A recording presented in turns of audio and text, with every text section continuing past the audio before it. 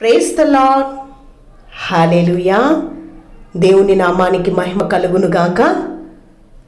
దేవుని చిత్తానుసారంగా దేవుని ప్రేరేపణ బట్టి చదువురాని వారి కొరకు అలాగే అందుల కొరకు బైబిల్ గ్రంథంను చదివి అప్లోడ్ చేయడం జరిగింది.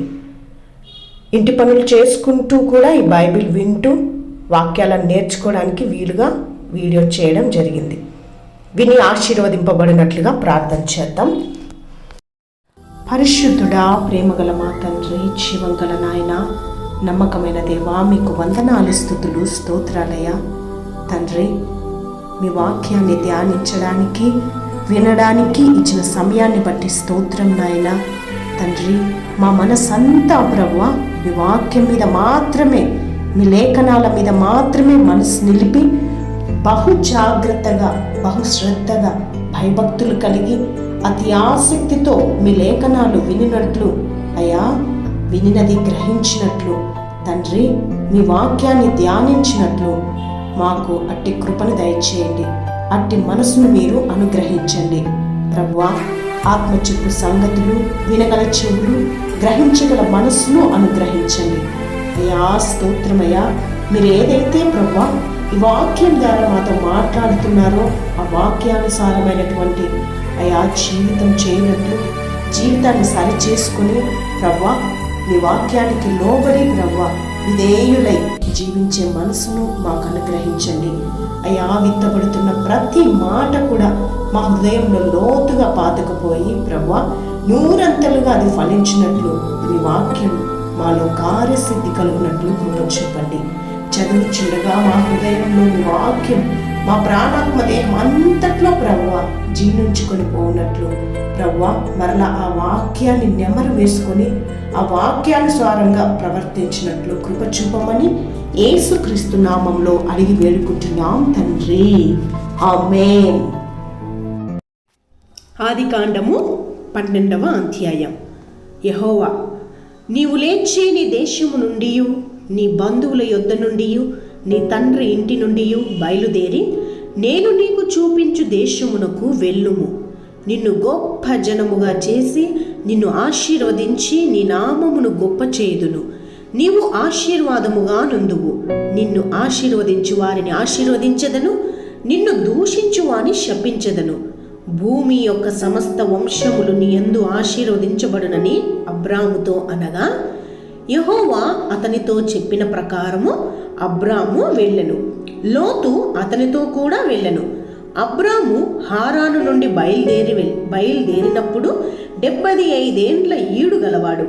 అబ్రాము తన భార్య అయిన శారయిని, తన సహోదరుని కుమారుడైన లోతును, హారానులో తానును వారును ఆర్జించిన యావదాస్తిని, వారు సంపాదించిన సమస్తమైన వారిని తీసుకొని కనానను దేశమునకు వెళ్ళుటకు బయలుదేరి కనానను దేశమునకు వచ్చింది.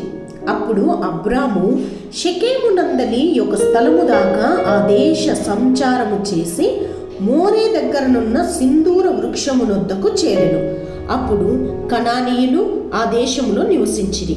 యెహోవా అబ్రామునకు ప్రత్యక్షమయ్యి, నీ సంతానమునకు ఈ దేశం ఇచ్చేదనని చెప్పగా, అతడు తనకు ప్రత్యక్షమైన యెహోవాకు ఒక బలిపీఠమును కట్టెను. అక్కడ నుండి అతడు బయలుదేరి బేతేలుకు తూర్పుననున్న కొండకు చేరి, పడమటనున్న బేతేలునకు తూర్పుననున్న హాయికిని మధ్యను గుడారము వేసి అక్కడ యెహోవాకు బలిపీఠమును కట్టి యెహోవా నామమున ప్రార్థన చేసెను. అబ్రాము ఇంకా ప్రయాణము చేయుచు దక్షిణ దిక్కుకు వెళ్ళెను. అప్పుడు ఆ దేశంలో కరువు వచ్చెను. ఆ దేశంలో కరువు భారముగా నున్నందున అబ్రాము ఐగుప్తు దేశంలో నివసించుటకు అక్కడికి వెళ్ళెను.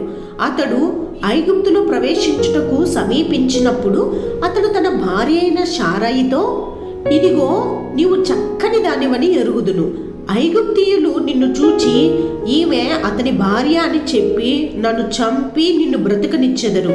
నీ వలన నాకు మేలు కలుగునట్లును నిన్ను బట్టి నేను బ్రతుకున్నట్లును నీవు నా సహోదరివని దయచేసి చెప్పుమనెను. అబ్రాము ఐగుప్తులో చేరినప్పుడు ఐగుప్తీయులు ఆ స్త్రీ మిక్కిలి సౌందర్యవతి అయి ఉండుట చూచిరి. ఫరో యొక్క అధిపతులు ఆమెను చూచి ఫరో ఎదుట ఆమెను పొగడిరి గనుక ఆ స్త్రీ ఫరో ఇంటికి తేబడెను. అతడు ఆమెను బట్టి అబ్రామునకు మేలు చేసెను. అందువలన అతనికి గొర్రెలు, గొడ్లు, మగగాడిదలు, దాసులు, పనికెత్తలు, ఆడుగాడిదలు, ఒంటెలు ఇయ్యబడెను. అయితే యెహోవా అబ్రాము భార్య అయిన శారాయిని బట్టి ఫరోను అతని ఇంటి వారిని మహావేదనల చేత బాధించెను. అప్పుడు ఫరో అబ్రామును పిలిపించి, నీవు నాకు చేసినది ఏమిటి? ఈమె నీ భార్య అని నాకెందుకు తెలుపలేదు? ఈమె నా సహోదరుని ఏల చెప్పితివి? నేను ఆమెను నా భార్యగా చేసుకుందునేమో. అయితేనేమి, ఇదిగో నీ భార్య, ఈమెను తీసుకుని పొమ్మని చెప్పెను. మరియు ఫరో అతని విషయమై తన జనులకు ఆజ్ఞాపించినందున వారు అతనిని, అతని భార్యను, అతనికి కలిగిన సమస్తమును పంపివేసిరి. ఆమేన్. చదవబడిన వాక్యం ప్రతి ఒక్కరి హృదయాలలో స్థిరపరచబడును గాక.